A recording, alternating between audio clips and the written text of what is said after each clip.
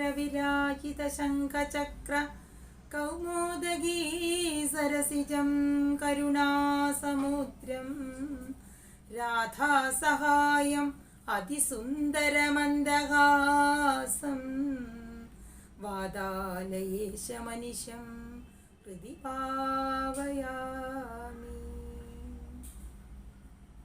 ഇന്ന് ശ്രീമന്നാരായണീയത്തിലെ രണ്ടാമത്തെ ദശകമായ ഭഗവത് സ്വരൂപമാധുര്യവും ഭക്തിമഹത്വവും അതിലെ 5ാമത്തെ ശ്ലോകം വായിച്ചിട്ട് അർത്ഥം പറയാം. ഓം നമോ ഭഗവതേ വാസുദേവായ. ഓം ശ്രീകൃഷ്ണ പരമാത്മനേ നമഃ. ഓം ശ്രീ ഗുരുഭ്യോ നമഃ. ലക്ഷ്മീസ്താവകരാമണീയഹൃദൈവേയം പരേഷ്വസ്തിരേധി അസ്മിന്നന്യദപി പ്രമാണമധുനാ വക്ഷ്യാമി ലക്ഷ്മീപദേ.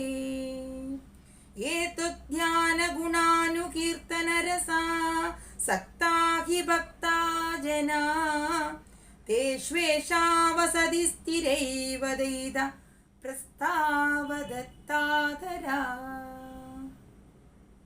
അർത്ഥം നോക്കാം. ലക്ഷ്മി സ്ഥാവക രാമണീയക ഹൃദയേയം. അത് ഒന്നിച്ചൊരു വാക്കാണ്. നമുക്കതിൽ നിന്ന് പദം പിരിച്ചു നോക്കാം. ലക്ഷ്മി പ്ലസ് സ്ഥാവക പ്ലസ് രാമണീയകം പ്ലസ് ഹൃദ പ്ലസ് ഏവ പ്ലസ് ഇയം. അങ്ങനെയാണ് പദം പിരിക്കുന്നത്. ലക്ഷ്മി പറഞ്ഞതാണ് മഹാലക്ഷ്മി. താവക ആ നിന്തിരുവടി ഭഗവാൻ. രാമണീയകം എന്ന് പറഞ്ഞാൽ എന്താണ്? സൗന്ദര്യം. ഹൃദ ഹൃദ പറഞ്ഞാൽ ഹരിക്കപ്പെടുന്നത്, അപഹരിക്കപ്പെടുക.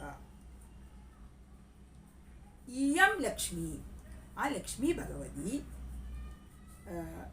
താവക രാമണീയകം ആ ഭഗവാന്റെ സൗന്ദര്യത്തില് ഹൃദയവേയം ആ ഭഗവാന്റെ സൗന്ദര്യത്തില് അങ്ങനെ ഹരിക്കപ്പെട്ടിട്ട് ആ ഭഗവാന്റെ സൗന്ദര്യത്താൽ അപഹരിക്കപ്പെട്ട ആ മനസ്സോടു കൂടിയിട്ട് എന്ന് പറയാണ്. അതുകൊണ്ട് എന്താണ്? പരേഷു അസ്ഥിരേ. പരേഷു പ്ലസ് അസ്ഥിരേ. അന്യന്മാരില് അസ്ഥിരയാണ്. ആ ഭഗവാന്റെ ആ സൗന്ദര്യത്തിൽ ഇങ്ങനെ ഹരിക്കപ്പെട്ടിരിക്കുന്നത് കാരണം എന്താണ്? മറ്റുള്ളവരില് അസ്ഥിരയാണ്. പരേഷു അസ്ഥിരേത്യസ്മിന്നന്യദപി. പരേഷു പ്ലസ് അസ്ഥിര പ്ലസ് ഇതി പ്ലസ് അസ്മിൻ പ്ലസ് അന്യത് പ്ലസ് അപി. അങ്ങനെയാണ് പദം പിരിക്കുന്നത്. പരേഷു അസ്ഥിര. പരേഷു പ്ലസ് അസ്ഥിര. മറ്റുള്ള അന്യന്മാരില് അസ്ഥിരയാണ്. അസ്മിൻ പറഞ്ഞ ആ കാര്യത്തില് അന്യദപി പ്രമാണം, വേറൊരു പ്രമാണം. അധുന അതിപ്പോൾ ഞാൻ പറയാം. പക്ഷ്യാമി ഇനി ഞാൻ പറയാം. അങ്ങനെ ഈ ഭഗവാന്റെ സൗന്ദര്യത്തില് ഇങ്ങനെ ഹരിക്കപ്പെടുന്നത് കാരണം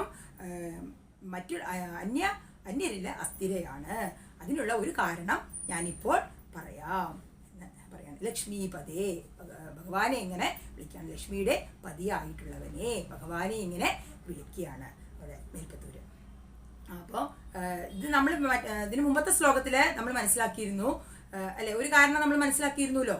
എന്തുകൊണ്ടാണ് ലക്ഷ്മി ദേവി പിന്നെ മറ്റേ സ്വഭക്തരില് കുറച്ചു നേരെ ഇരിക്കുള്ളൂ അല്ലെ? അപ്പൊ തന്നെ ഭഗവാന്റെ അടുത്തേക്ക് വരും. എന്തുകൊണ്ടാണ്?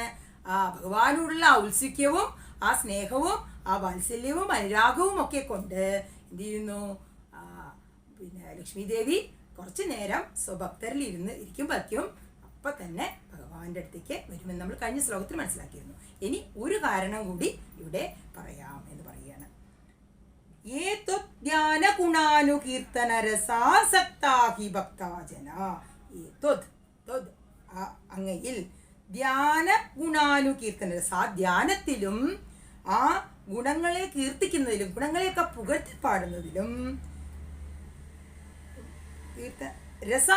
രസാസക്ത ആ രസത്തിൽ ആസക്തരായിട്ടുള്ള ഹി ഭക്താജന അങ്ങനെയുള്ള ഭക്തന്മാരായ ജനങ്ങളില് തേഷു വസതി സ്ഥിരൈവതൈത പ്രസ്താവത. തേഷു പ്ലസ് ഏഷ. തേഷു പറഞ്ഞ എന്താണ്? ആ ഭക്തന്മാരിൽ ഏഷ ലക്ഷ്മി ദേവി വസതി സ്ഥിരൈവ, സ്ഥിരമായിട്ട് വസിക്കുന്നു. സ്ഥിരൈവ, സ്ഥിര പ്ലസ് ഏവ, സ്ഥിരമായിട്ട് വസിക്കുന്നു. അങ്ങനെയുള്ള ഭഗവാന്റെ ഗുണങ്ങളെ കീർത്തിക്കുകയും പുകഴ്ത്തി പാടുകയും അതുപോലെ ഭഗവാന്റെ കഥകളൊക്കെ പറഞ്ഞിങ്ങനെ ഭഗവാനെ പുകഴ്ത്തി ഭഗവാന്റെ കീർത്തനങ്ങളൊക്കെ പാടി ഭഗവാനെയൊക്കെ ഇങ്ങനെ ഇതാക്കുന്ന ആളുകളിൽ എന്തുണ്ടാവുന്നു? ലക്ഷ്മി ദേവി സ്ഥിരമായിട്ട് വസിക്കുന്നു. ദൈത പ്രസ്താവദത്താദര, ദൈത പറഞ്ഞ പ്രിയപ്പെട്ടവർ, പ്രസ്താവദത്താദര പ്രസ്താവിക്കപ്പെടുന്നു. ഇത് അങ്ങനെയുള്ള പിന്നെ ഭഗവാനെ സ്തുതിക്കുന്ന ആളുകളിൽ, ആ ഭക്തന്മാരിൽ നല്ല ആദരവോടുകൂടി ലക്ഷ്മി ദേവി ഭഗവതി വസിക്കുന്നു എന്ന് പറയാണ്. പിന്നെ നമ്മളിപ്പോൾ എന്താ പറയുന്നത്, ഈ ഭഗവാനെ സ്തുതിച്ച് പാടുന്നവരിലാണ് ലക്ഷ്മി ദേവി ഉണ്ടാവുക. അല്ലാതെ ലക്ഷ്മി ദേവിനെ മാത്രം സ്തുതിച്ചുകൊണ്ട് ആ ഭക്തരിൽ ലക്ഷ്മി ദേവി കുറച്ച് നേരെ ഇരിക്കുള്ളൂ. ഈ ഭഗവാനെ സ്തുതിച്ച് അവരെ പുകഴ്ത്തി അവരുടെ കീർത്തനങ്ങളും അവരുടെ കഥകളും ഒക്കെ പറയുന്നത് എവിടെയാണോ അവിടെ ലക്ഷ്മി ഭഗവതി ഉണ്ടാവും, അവിടെ ഐശ്വര്യം ഉണ്ടാവും, അവിടെ സമ്പത്തും ഉണ്ടാവും എന്ന് പറയുകയാണ്. കാരണം ചിലവരുണ്ട് ഈ എന്താ പറയുക, ദേവീനെ മാത്രം അങ്ങനെ ഭജിച്ചിരിക്കുന്ന ആൾക്കാരുണ്ട് അല്ലേ. എന്താണ്, എനിക്ക് ഐശ്വര്യം വേണം, സമ്പത്ത് വേണം എന്നൊക്കെ പറഞ്ഞിട്ട് ദേവീനെ മാത്രം ഭജിച്ചിരിക്കും. പക്ഷേ എന്താ പറയുന്നത്, ആ ദേവീനെ മാത്രം ഭജിച്ചിരുന്നു കഴിഞ്ഞാൽ അവരുടെ അടുത്ത് കുറച്ച് നേരം ഉണ്ടാവുള്ളൂ. പക്ഷേ ഭഗവാനെ ഭജിക്കുകയാണെങ്കിൽ അവിടെ എന്തുണ്ടാവുന്നു? സ്ഥിരമായിട്ട് വസിക്കും. ലക്ഷ്മി ദേവി സ്ഥിരമായിട്ടുണ്ടാവും എന്ന് പറയുകയാണ് അല്ലേ. നമുക്കറിയാം, ഇപ്പോൾ കൃഷ്ണന്റെ കീർത്തനങ്ങളാണ് ഭജനകളൊക്കെ നമുക്ക് അല്ലേ ധാരാളം എല്ലാവർക്കും അറിയാം.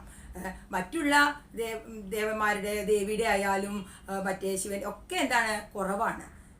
കൃഷ്ണന്റെ കൃഷ്ണന്റെ ഭജന അറിയാത്തവർ ആരും ഉണ്ടാവില്ല, അത്ര ഭജന ഉണ്ട് കൃഷ്ണന്റെ അല്ലേ. അപ്പോൾ ഈ കൃഷ്ണനെ ഭജിച്ചു കഴിഞ്ഞ് കൃഷ്ണന്റെ കഥകളും കൃഷ്ണനെ കീർത്തിക്കുകയും ഒക്കെ ചെയ്തിട്ടുണ്ടെങ്കിൽ, ഈ ഭഗവാനെ കീർത്തിച്ചു കഴിഞ്ഞാൽ അവിടെ ആരുണ്ടാവും? ഐശ്വര്യവും സമ്പത്തും എല്ലാതും അവിടെ ഉണ്ടാവും എന്ന് പറയുകയാണ് നെൽപ്പത്തൂർ കേട്ടോ. അപ്പോൾ ഞാൻ ഈ ശ്ലോകം ഒന്നുകൂടി വായിക്കാം. ലക്ഷ്മീസ്താവകരമണീയഗഹൃദൈവേയം പരേഷ്വസ്തിരേതി അസ്മിന്നന്യദപി പ്രമാണമധുനാ വക്ഷ്യാമി ലക്ഷ്മീപതേ.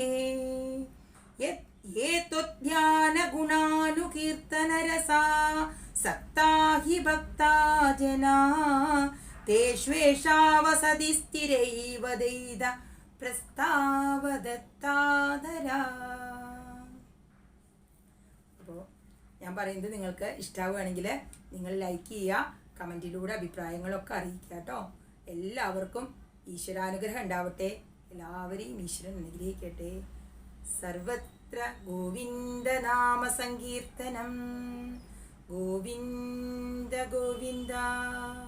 ഓം ശ്രീ ഗുരുഭ്യോ നമഃ. ഹരി ഓം തത്സത്.